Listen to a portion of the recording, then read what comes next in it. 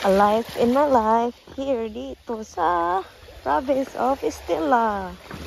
Ayan guys, iba pa rin talaga ang province. Tingnan nyo naman, ang linis at ang payapa. Dito mo lang mararamdaman yung peace of mind. Diba? Ang ganda.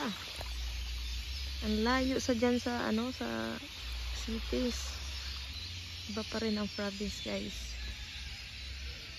Ang tahimik. Ang ganda. I-enjoy mo pa ang tanawin.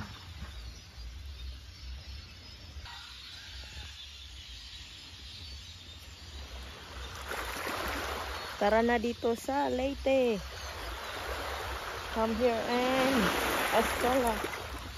So, sa mga pagod na dyan, hindi naman sa mga pagod. Sa mga gusto lang karoon ng face off. You know, ang ganda pa rin sa province. Alam nyo na yung sinasabi ko guys.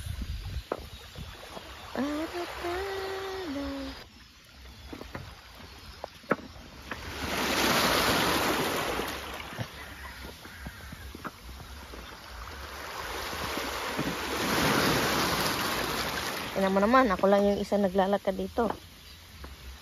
Ang ganda. Kalakaran natin yan hanggang doon. No joke eh, sila lakaran yan natin papunta doon.